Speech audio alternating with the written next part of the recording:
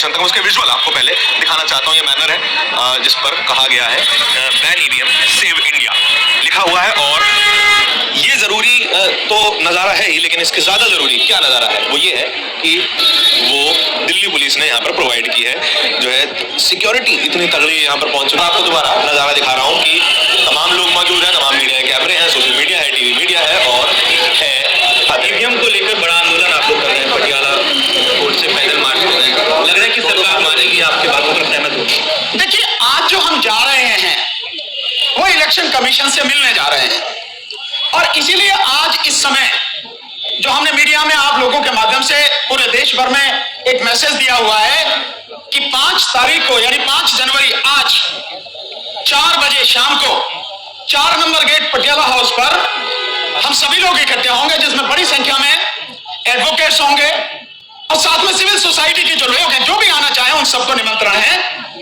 इसीलिए आज हम लोग यहां पर इकट्ठे हुए हैं और अभी हमारे साथी महमूद पराचा जी और बाकी सब लोग जैसे ही आ जाएंगे उसके बाद हम यहां से इलेक्शन कमीशन की तरफ मार्च करेंगे। लेकिन विपक्ष का एक भी बड़ा लीडर बोलने को तैयार नहीं है। क्यों नहीं बड़ा लीडर बोलने को तैयार है? मैं विपक्ष नजर नहीं आता आपको? मैं मेरी वीडियो आज की तारीख में 3-4 करोड़ लोग लगातार देख रहे हैं। आपने देखा ड्राइवर वालों की, वो 3 करोड़ से ज्यादा लोगों ने देखी है मैसेज। और इस ईवीएम के मसले को लाखों करोड़ों लोग देख रहे हैं। तो आपको मैं विपक्ष नजर नहीं आता? ये आपको वही विपक्ष चाहिए जो मुर्दा है, जो बोलने को तैयार नहीं है, जो सड़क पे आने को तैयार नहीं है। अगर देश तबाह हुआ तो विपक्ष भी उतना ही जिम्मेदार होगा जितनी इस देश की सरकार है। उस विपक्ष से क्यों उम्मीद रखते हो आप? मैंने बहुत पहले कहा, ये लड़ाई जनता की है, ये लड़ाई नेताओं की नहीं है। वो नेता चाहे पक्ष में हो या विपक्ष में, उसका कुछ नहीं बिगड़ता, वो मजे में रहते हैं। बिगड़ता है केवल और केवल जनता का। इसलिए जनता ही विपक्ष है। ये लड़ाई जनता को ही लड़नी पड़ेगी अगर अपने आप को, अपनी आने वाली पीढ़ी को, अपने बच्चों को बचाना है, तो उनका भविष्य बचाना है तो हम विपक्ष हैं, हम विपक्ष हैं। और हम विपक्ष होने के नाते आज इलेक्शन कमीशन के सामने जा रहे हैं। देखते हैं वो क्या जवाब दे पाते हैं। मंदिर जाने के लिए कर रही है। बजट को जो मंदिर जा रहा है उन्हें मंदिर जान दो, जो मंदिर नहीं जा रहे, जिन्हें ईवीएम की लड़ाई वाकई में लड़ाई लगती है देश को बचाने की, वो यहाँ आएंगे। सर, इसको मुद्दा तो बनना चाहिए ना, सुप्रीम कोर्ट में चलेंगे ईवीएम को लेकर। भाई सुप्रीम कोर्ट को तो कर देना चाहिए। एडीआर की जो पिटीशन है, मैं समझता हूं अब तक की जितनी भी पिटीशन सुप्रीम कोर्ट में डाली गई है, एडीआर की पिटीशन ईवीएम के मसले पर सबसे बेहतरीन, सबसे बढ़िया पिटीशन है। उसमें तमाम सबूत दिए गए हैं, तमाम तथ्य दिए गए हैं। अब यह फैसला सुप्रीम कोर्ट का है कि वो इसे प्रॉपर तरीके से, कानूनी रूप से न्याय करते हुए डिसाइड करे। लेकिन अगर सुप्रीम कोर्ट डिसाइड नहीं कर रही तो प्रश्न चिन्ह तो सुप्रीम कोर्ट की तरफ भी लग रहा है। पर हमारा बहुत सीधा सा है, मैं बार बार कहा है, हमें अदालतों पर ज्यादा भरोसा नहीं है। और इस देश में जिस तरह से सभी संवैधानिक संस्थाएं, सभी सरकारी विभाग सरकार के चरण चुंबन में लगे हुए हैं, उसकी गुलामी कर रहे हैं, साष्टांग उसके सामने नमन कर रहे हैं। ऐसी स्थिति में और जब अदालतें भी कुछ नहीं कर पा रही है, जनता को न्याय नहीं दे पा रही, केवल और केवल एक रास्ता बचता है। इसको देश के लोग जितनी जल्दी समझ लें उतना उनके हित में है।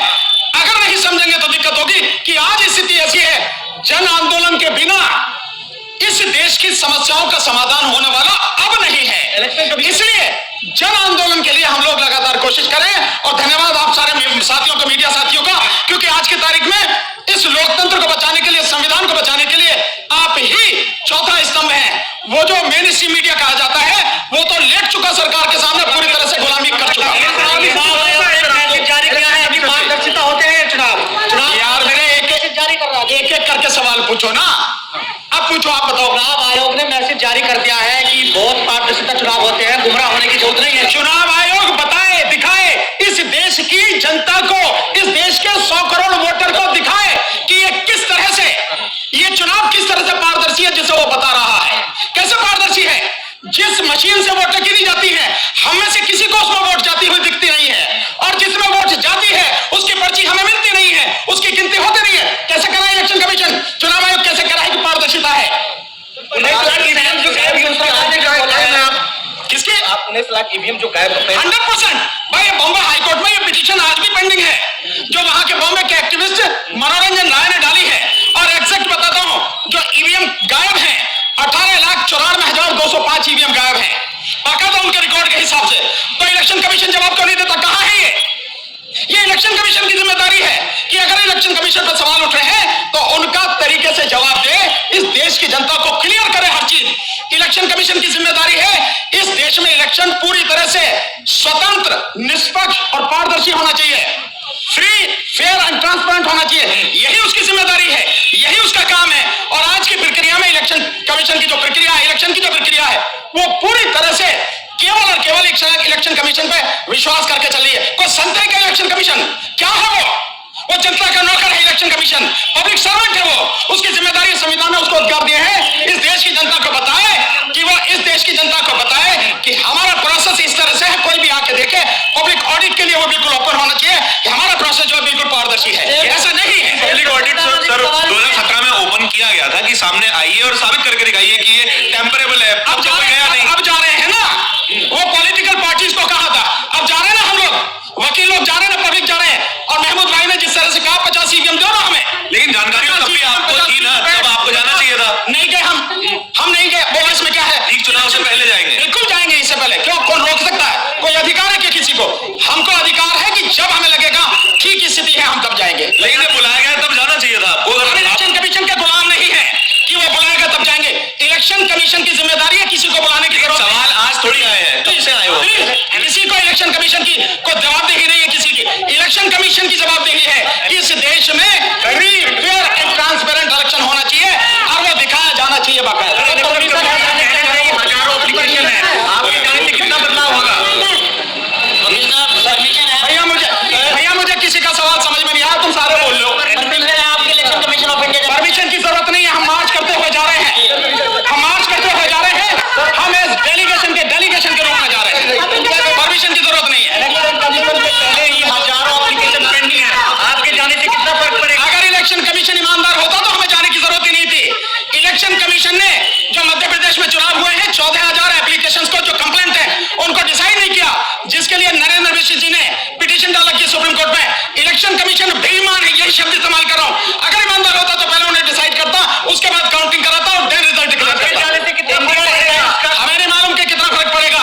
हमारा एक ही ध्येय है कि हम लोगों के सामने ये सिद्ध करना चाहते हैं कि कौन कौन आपके वोटों को लूट रहा है। और इसलिए हम देश में जन आंदोलन की तैयारी कर चुके हैं। जन आंदोलन खड़ा करेंगे, जनता हमारे साथ आ रही है लगातार। और ये जो गड़बड़ी हो रही है ईवीएम की, इससे इंडिया अलायंस का कोई डेलीगेट से बात हुई आपकी? इंडिया अलायंस की कोई डेलीगेट से बात हुई है सर? इंडिया अलायंस के जो डेलीगेट्स हैं पार्टियों के, हमने उनको बाकायदा उनके ईमेल पर लेटर भेजे हैं कल के लिए। कल जंतर मंतर पर 1 बजे से हमारा आंदोलन है, 5 बजे तक।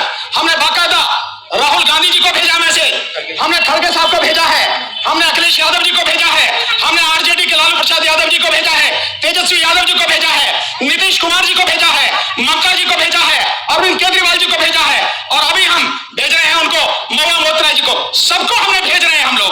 अगर ये लोग आते हैं, इनका धन्यवाद। अगर नहीं आते हैं तो जनता आंदोलन करेगी, जन आंदोलन देश में होगा। तो विपक्ष के तौर पर जनता को आप मान रहे हैं? विपक्ष के तौर पर मैं तो कह चुका कि विपक्ष जनता है, हम विपक्ष हैं, हम लड़ेंगे जनता की लड़ाई। चुनाव आयोग मिलने की अनुमति नहीं देता इंडिया गठबंधन को आपसे मिलने के लिए। इसका मतलब यह है कि चुनाव आयोग स्वतंत्र नहीं है। चुनाव आयोग जो काम कर रहा है सरकार के इशारे पर काम कर रहा है। लोगों के प्रतिनिधियों से मिलने में क्या दिक्कत है चुनाव आयोग को? सिविल सोसाइटी के जो लोग हैं, जिन्होंने सिटीजन कमीशन और इलेक्टोरल रिपोर्ट ईवीएम और वीवीपैट पे जो बनाई है, उसमें 6,500 लोगों ने, जिसमें सुप्रीम कोर्ट के रिटायर्ड जज, हाई कोर्ट के रिटायर्ड जज, IAS officers, IPS officers, professors, advocates, social activist, सारे के और सेना के जनरल तक के जो लोग हैं, ब्रिगेडियर है, लेफ्टिनेंट कर्नल, अगर उन सबसे भी 6,500 लोगों को मिलने का समय नहीं दे रहा, तो इलेक्शन कमीशन मोदी की तरह तानाशाह बना हुआ है। ये देश की जनता किसी हालत में बर्दाश्त नहीं करेगी। वो पब्लिक सर्वेंट है तो पब्लिक के लोगों से नहीं मिलेगा, इंडिया गठबंधन के लोगों से नहीं मिलेगा, इन सिविल सोसाइटी के लोगों से नहीं मिलेगा। हम जा रहे हैं, देखते हैं, मिलेगा तो ठीक है, नहीं मिलेगा तो देखेंगे। जस्टिस ऑफ इंडिया से कुछ उम्मीद करते हैं? वो हमने कह दिया, हमारी अदालतों से कोई उम्मीद नहीं है। अगर हो जाए तो ठीक है, नहीं तो जनता की लड़ाई है, जन आंदोलन से ही लड़ी जाए। जैसा हमने इलेक्शन कमीशन को एक चिट्ठी लिखी थी कि हम लोगों को 50 ईवीएम की मशीनें दे दी जाए, और हम एक डेलीगेशन लेके जा रहे हैं। मुझे पूरी उम्मीद है क्योंकि अभी तक चुनाव आयोग ने हमें मना नहीं किया। चिट्ठी लिख के हमने 1 तारीख को चिट्ठी लिखी थी। मुझे पूरी उम्मीद है कि चुनाव आयोग ने वो 50 ईवीएम की मशीनें सील करके हमारे लिए तैयार रखी होंगी, और शायद इसी से डर के अमित शाह साहब ने पुलिस भेजी है कि चुनाव आयोग हमें वो मशीनें दे ना दे और उनकी पोल ना खुल जाए। तो आप ये पुलिस को देख सकते हैं कितनी पुलिस आई है। अभी तक कल हमें पुलिस ने एक चिट्ठी लिखी कि आपकी ने जो परमिशन मांगी थी वो कैंसिल कर दी गई। हमने कोई परमिशन मांगी नहीं थी, हम कोई प्रदर्शन या धरना करने जा ही नहीं रहे। हमारा तो चुनाव आयोग से एक वार्तालाप चल रहा है। हमने चिट्ठी लिखी उन्हें और उन्होंने मना नहीं किया हमें। धारा 144 में आप देख लीजिए कितने लोग घूम रहे हैं। धारा 144 ऐसे लगी नहीं सकती, कोई ऑर्डर नहीं दिया उन्होंने हमें। यहाँ बस स्टैंड पे देख लें आप, 4-5 लोगों से ज्यादा खड़े। तो हम ऐसा करेंगे, हम 4-4 लोग 1-1 मीटर का गैप बना के जाएंगे और चुनाव आयोग ने जो हमारे लिए 50 मशीनें तैयार रखी हैं वो हम उनसे लेके और जल्दी अलग अलग शहरों में उसको करके दिखाएंगे। क्योंकि अगर चुनाव आयोग को कोई आपत्ति होती या किसी भी नागरिक को कोई आपत्ति होती तो हमें बताता, क्योंकि हम तो प्रेस कॉन्फ्रेंस करके बता रहे हैं कि हम जा रहे हैं लेने। तो लेकिन मुझे लगता है अमित शाह साहब बहुत डर गए हैं। उनको ये खतरा हो गया है कि कहीं चुनाव आयोग के अंदर कोई ऐसे लोग तो नहीं बैठे जो ईवीएम मशीनें हमें दे देंगे। कि पुलिस चाहती है, अमित शाह साहब चाहती है हमारा। अगर हम आज जिंदा बचे तो हम सबसे कह रहे हैं कि कल जंतर मंतर पे आना है 12 बजे। अगर हम ना भी बचे, जंतर मंतर से कल आंदोलन शुरू होगा बड़ा, और पूरे देश में फैलेगा। दुनिया की कोई ताकत ईवीएम से इलेक्शन नहीं करा सकती।